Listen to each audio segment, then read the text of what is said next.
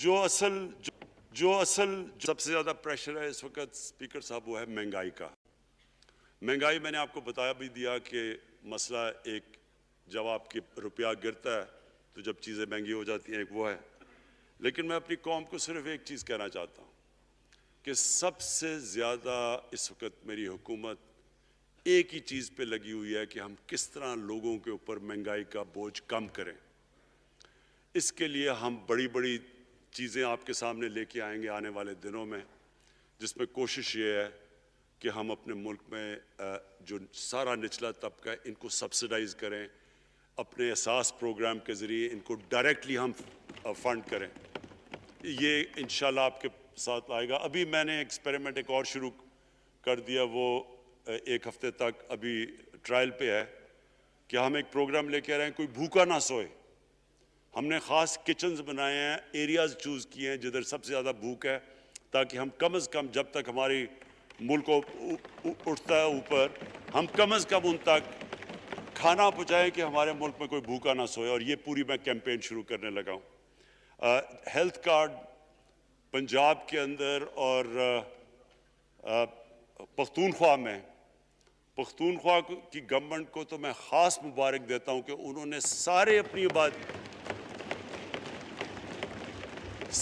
اپنے پختونخوا کے لوگوں نے خاندانوں کو کور کر لیا ہیلتھ انشورنس سے.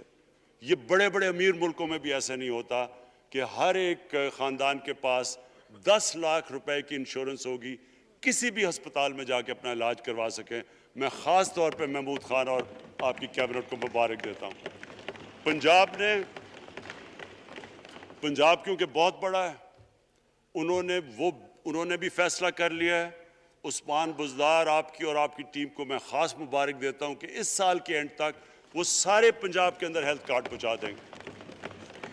یہ ایک عام آدمی کے لیے سب سے بڑی، کم از کم جیسے جیسے ہم اپنے ملک کو اٹھا رہے ہیں تو کم از کم ہم لوگوں کی بنیادی ضروریات پوری کریں. اور جو کسان ہیں جی، کسانوں کے لیے ایک بڑا زبردست پروگرام لے کے آ رہے ہیں. اس کے اوپر بھی ہم نے بڑا برین سٹارمنگ کی ہے کہ کیسے ہم کسان کی مدد کر سکتے ہیں. پرابلم تو ہمارے پاس یہ ہے نا کہ جتنا ہم پیسہ اکٹھا کرتے ہیں آدھا پیسہ قرضوں کی قسطوں پہ چلا جاتا ہے، تو پیسہ کم بچتا ہے.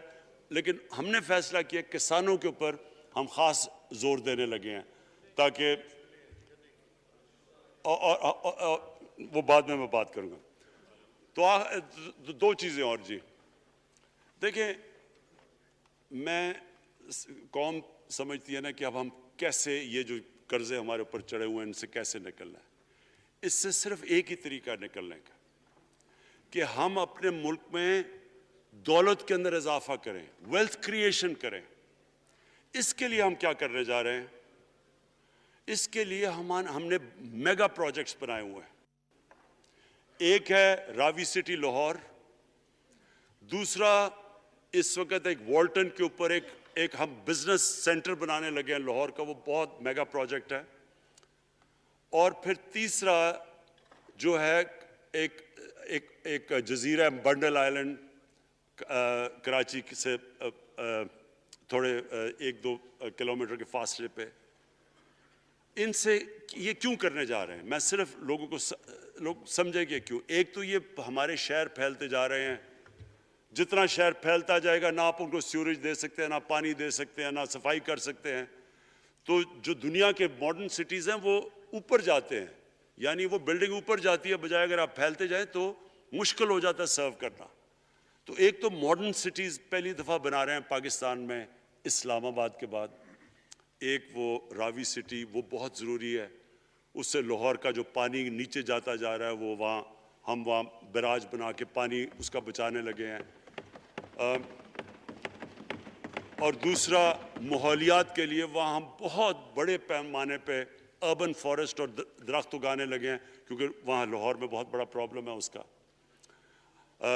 وہی بنڈل آئلینڈ کا بھی مقصد یہ ہے کہ وہاں سارا سیوریج جا رہا ہے کراچی کا، اس کی سیوریج کو ٹریٹ کریں اور ایک ماڈرن سٹی بنائیں، بجائے کراچی پھیلتے پھیلتے حیدرآباد پہنچ جائے. ایک پوری اوپر سٹی بنائیں جو ایک ماڈرن سٹی ہو. تو لیکن اس کا اصل مقصد یہ ہے کہ اس سے پیسہ جنریٹ ہوگا. اربوں خربوں روپیہ ہم جنریٹ کریں گے اور اس پیسے سے ہم پھر یہ قرضے واپس کریں گے. اور دوسری چیز باہر سے انویسٹمنٹ آئے گی. بیرون ملک پاکستانی جو سب سے بڑا ملک کا احساس ہے وہ باہر آ کے وہ ان کے اندر انویسٹ کرنے کے لیے تیار ہے ان بڑے بڑے پروجیکٹس کے اندر. اور جیسے فورن ایکسچینج آئے گا ہمارے ریزروز بڑے ہوں گے, ہمارا روپیہ سٹیبل ہوگا اور اس سے جو ویلتھ کریشن ہوگی اس سے ہم پھر اپنے قرضے واپس کریں گے. اس کے علاوہ 50 سال کے بعد 2 بڑی ڈیمز بن رہی ہیں. پاکستان کی تاریخ میں صرف 2 بڑی ڈیمز تھی, اب یہ 2 اور بادشاہ ڈیم اور ممن ڈیم بنا رہے ہیں. یہ انشاءاللہ ان کے اوپر کام شروع ہو گیا ہے. لیکن مجھے جو آخر میں بات کہنی ہے اسپیکر صاحب وہ یہ کہ پاکستان کو آگے بڑھنے سے کوئی نہیں روک سکتا انشاءاللہ.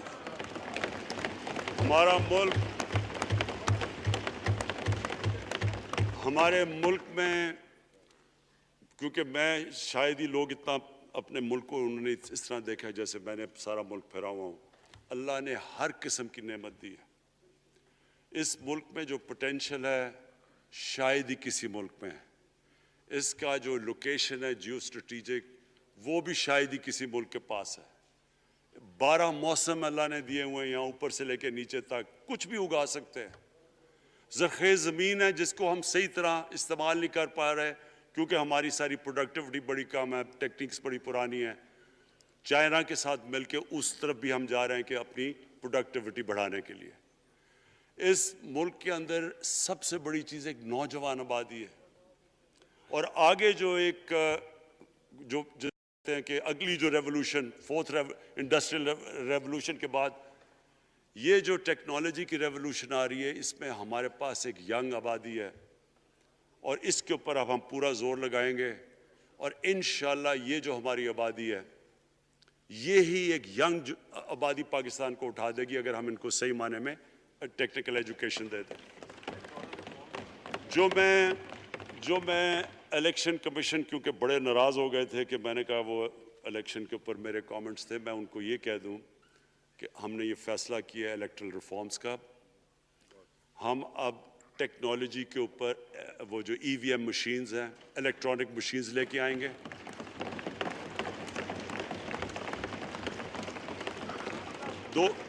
دو چیزیں کر رہے ہیں. ایک اوورسیز پاکستانیز کے لیے اب پورے لگے ہوئے ہیں کہ اوورسیز پاکستانیز بھی ووٹ ڈال سکیں, اور دوسری چیز الیکٹرانک مشینز لے کے آ رہے ہیں. اور کیونکہ یہ الیکٹرانک مشینز کے بغیر ہمیں الیکشنز نہیں کرنے چاہیے, نہیں تو جو ہارتا ہے وہ کہتا ہے جی دھاندلی ہو گئی. ہم نے اس طرح کا سسٹم لے کے آ رہے ہیں کہ امریکہ کے اندر جب ڈونلڈ ٹرمپ نے کہا کہ الیکشن میں دھاندلی ہوئی ہے, سارے انہوں نے جب الیکشن کھولا تو ایک بھی وہ نہیں ثابت کر سکے دھاندلی ہوئی کیونکہ الیکٹرانک مشینز تھی, ان کے پاس وہ سسٹم تھا. انشاءاللہ وہ سسٹم لے کے آ رہے ہیں تاکہ ہمیشہ کے لیے آگے سے یہ چیز ختم ہو جائے کہ جو ہارا تھا وہ ہار مانے گا, جو جیتے گا وہ جیت. جس طرح کہ انشاءاللہ ہماری حکومت کرے گی, جس طرح کہ ایز کیپٹن پاکستان دنیا کی کرکٹ کی تاریخ میں پہلی دفعہ نیوٹرل امپائرز میں لے کے آیا تھا. بہت بہت شکریہ. Order. In exercise of the powers conferred by Clause 1 of Article 54 of the Constitution of Islamic Republic of Pakistan, I hereby prorogue the National Assembly session summoned on Saturday 6th March 2021 at 12:15 p.m. on the conclusion of its business. Dr. Arif Alvi, President.